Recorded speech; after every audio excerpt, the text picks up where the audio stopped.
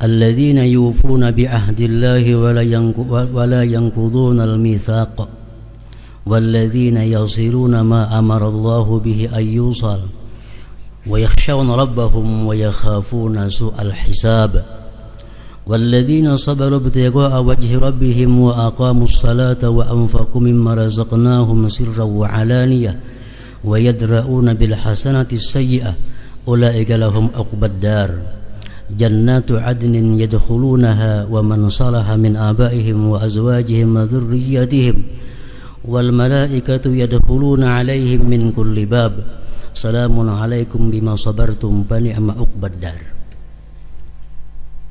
Ini ayat Allah Subhanahu wa taala menceritakan tentang satu golongan manusia nantinya di akhirat menghuni surga Adan.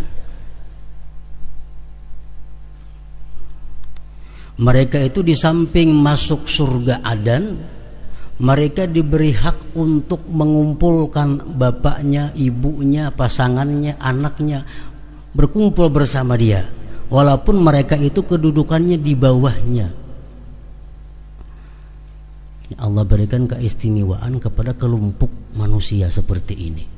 Inya masuk surga, inya kau mengumpulkan kawitannya, anaknya, bininya, lakinya, supaya berkerubut semuaan lawan inya. Nah, Allah menjelaskan bahwa orang-orang itu adalah orang-orang yang bersifat atau berakhlak 9 perkara tersebut. Nah, orang-orang yang berakhlak dengan 9 hal, dengan 9 keadaan ini, dia nanti berhak masuk surga Adan, dan dia berhak untuk mengumpulkan abahnya, mamanya, bininya atau lakinya, anaknya ke satu tempat untuk berkumpul bersama-sama. Walaupun mereka itu letaknya, derajatnya di surga yang di bawah. Pertama, alladzina yufuna bi'ahdillah. Orang-orang yang menunaikan dengan janji Allah. Ini termasuk orang-orang yang benar, jujur dalam bersumpah atas nama Allah. Dia bersumpah atas nama Allah dengan jujur, dengan benar. Dan dia membesarkan, mengagungkan asma Allah tersebut. Kadang-kadang kita bersumpah dalam beberapa hal. Contohnya orang-orang yang dilantik jadi pejabat-pejabat tertentu, kan diambil sumpahnya, ujar, saya bersumpah dengan sesungguhnya melaksanakan tugas dengan sebaik-baiknya dan seadil-adilnya. Sumpah itu demi Allah, menurut agama Islam. Nah, orang-orang yang melaksanakan sesuai dengan sumpahnya itu, pertama itu. Nah, yang kedua, wala yanqudunal mitsaq, dan mereka tidak membatalkan janji. Mereka tidak ingkar janji.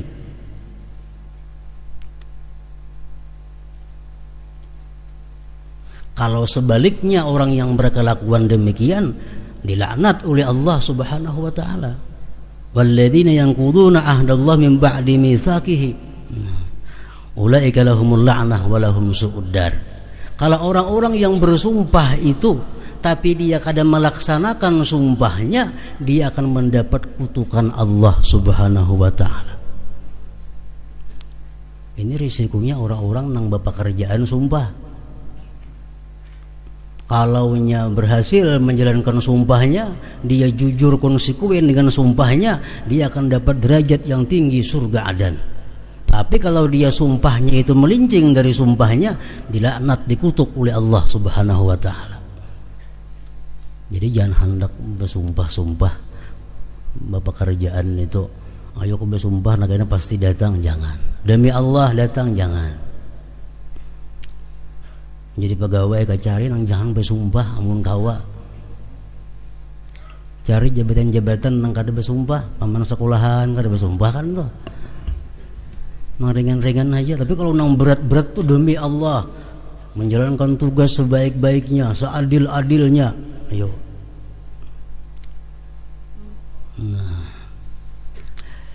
Wala yanqudunal mitsaq, dan mereka tidak membatalkan janji.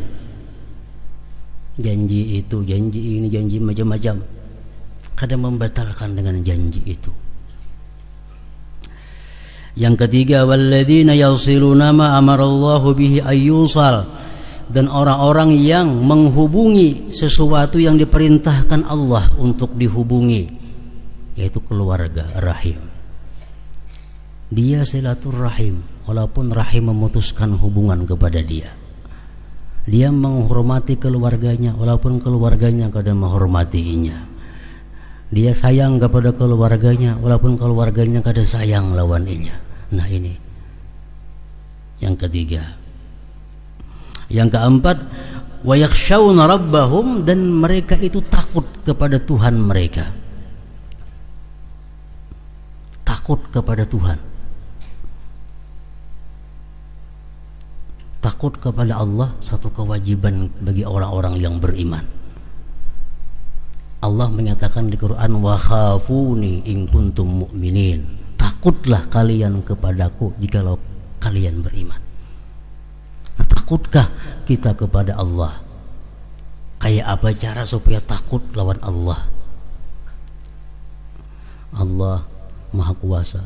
Allah bisa mematikan aku saat ini. Allah bisa mencabut imanku saat ini. Allah bisa melumpuhkan aku saat ini. Allah bisa menghabiskan hartaku saat ini. Kita kenali sifat-sifat Allah yang perkasa, akan membuahkan takut kepada Allah. Wa yakhafuna su'al hisab, dan yang kelima, mereka takut akan jahatnya hisab. Kita wajib beriman bahwa nanti ada hisab di akhirat. Nah, mereka takut akan hisab itu. Rasulullah bersabda, man nukisha fil hisab udziba. Siapa-siapa yang nantinya diteliti hisabnya, dia pasti disiksa. Manusia akan ditanya, berapa umur?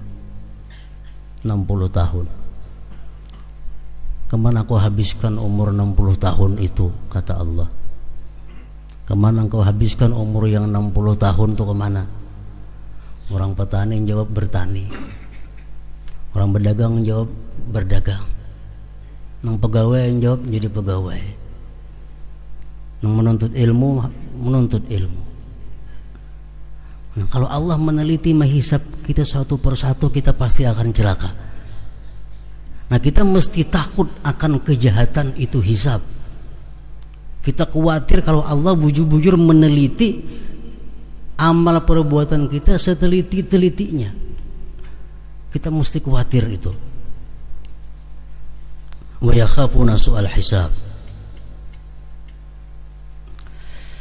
Apa buktinya kita takut akan hisab itu? Takutkah kita dihisab Allah nanti? Takut. Buktinya mana takut? Orang yang takut dihisab Allah itu, satu, orangnya adalah selalu qiyamul lail, ibadah di tengah malam. Karena Rasulullah mengatakan orang-orang yang bangun malam masuk surga bighairi hisab, tanpa hisab.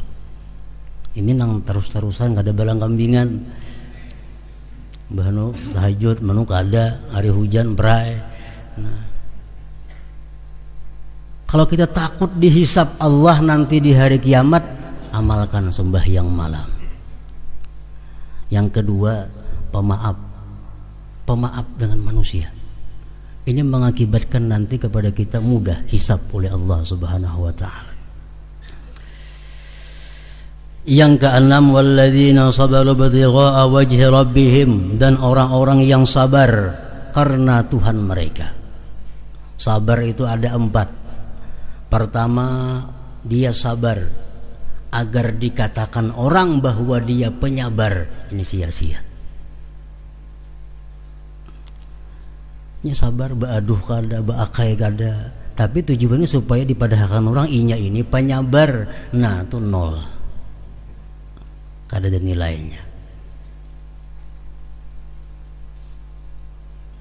Yang kedua, ada orang itu sabar karena khawatir dicela orang jikalau dia keluh kasah.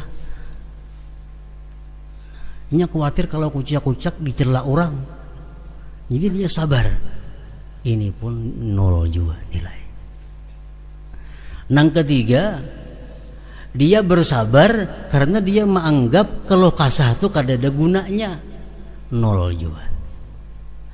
Nang bujur namanya dia sabar semata-mata mengharap ridha daripada Allah Subhanahu wa taala. Nah, ini maksudnya walladzina sabaru ibtigha'a wajha rabbihim. Yang ketujuh, wa aqamus shalah. Mereka mendirikan salat, menegakkan salat. Kita samuan sembahyang, cuma kadang-kadang bungkok sembahyangnya. Allah menyuruh kita wa aqamus shalah, menegakkan salat.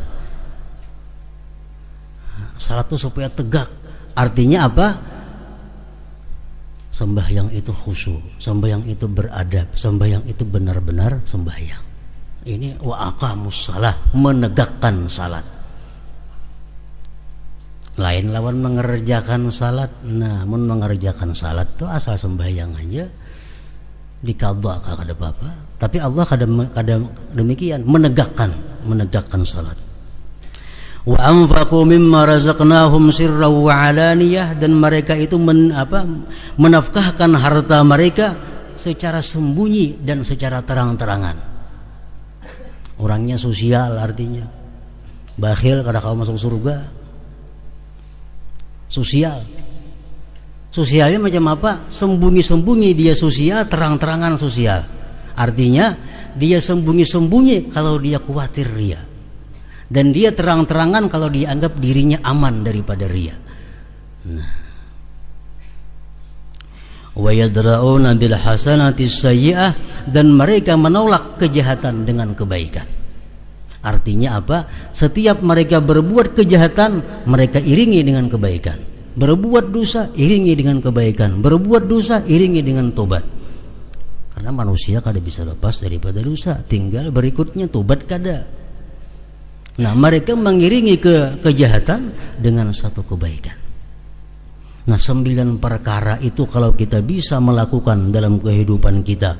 Pertama, kita melaksanakan sumpah sebaik-baiknya. Kedua, kita menunaikan janji kepada manusia dengan sebaik-baiknya. Demikian pula janji kepada Allah seperti nazar. Yang ketiga, silaturahmi kita jalan. Yang keempat, kita takut lawan Tuhan. Yang kelima, kita takut dihisab Allah. Yang keenam, kita sabar. Yang ketujuh, menegakkan salat. Yang kedelapan, sosial. Yang kesembilan, mengiringi dosa dengan kebaikan, mengiringkan dosa dengan kebaikan. Nah, kalau 9 itu kita mampu melaksanakan, kita akan dapat surga adan, dan kita akan dapat mengajak orang tua kita, anak kita, pasangan kita, walaupun dia di bawah kita amaliyahnya, bisa kita ajak bersama-sama berkumpul di surga dengan mereka itu. Wa yadra'una bil hasanatis sayyi'ah, mengiringkan dosa dengan kebaikan. Ini ayat diturunkan satu kejadian sahabat Rasulullah yang bernama Abul Yasar. Abul Yasar ini pedagang kurma di Madinah. Tiba-tiba ada seorang perempuan datang hendak menukar kurma. Ujar Abul Yasar, wahai perempuan, ika mun hendak kurma nang baik di dalam, nang di luarnya kata nang baiknya kurmanya. Masuk si perempuan tadi ke dalam. Nah, si Abul Yasar ini melihat perempuan di dalam tuh sorangan, maragap mencium ke bini-bini itu. Nah, imbah itu tak pikir ini perbuatan dosa. Abul Yasar tak pikir ini aku melakukan dosa. Datang kepada Abu Bakar, wahai Abu Bakar, aku melakukan demikian. Menjadi Abu Bakar, ustur nafsak, tutupi diri engkau, jangan dikisahkan ke lain, dan tubatlah engkau kepada Allah. Datang kepada Umar, demikian pula jawabannya. Datang kepada Rasulullah, Rasulullah marah. Kata Rasulullah, engkau telah mengkhianati saudara engkau yang sedang berperang fisabilillah, istrinya engkau khianati. Rasulullah diam. Kemudian Allah menurunkan ayat, wa aqimis shalah tarafain nahar wa zulafan minal lail innal hasanat yudhibnas sayyi'at, bahwa sembahyang 5 waktu itu menebus dosa-dosa seperti yang demikian tadi. Nah, jadi dosa-dosa yang seperti itu hilang dengan sembahyang 5 waktu, asalkan sakali aja manggawi, jangan jadi amalan. Kalau jadi amalan jadi dosa besar, ngarannya dosa besar kada bisa dihapus dengan sembahyang 5 waktu. Para muhibbin rahimakumullah. Jadi semua dosa kecil hilang di bawah sembahyang 5 waktu. Kita imbah zuhur manggawi memperbuat dosa kecil, sembahyang asar hilang dosanya. Kini mbak asar memperbuat pulang dosa kecil, yang maghrib hilang pulang dosanya. Asal jangan dosa besar aja.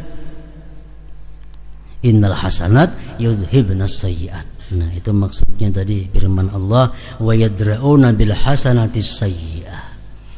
Nah, jadi mudah-mudahan kita dapat melaksanakan 9 hal tersebut dengan hidayah dan pertolongan daripada Allah Subhanahu wa taala.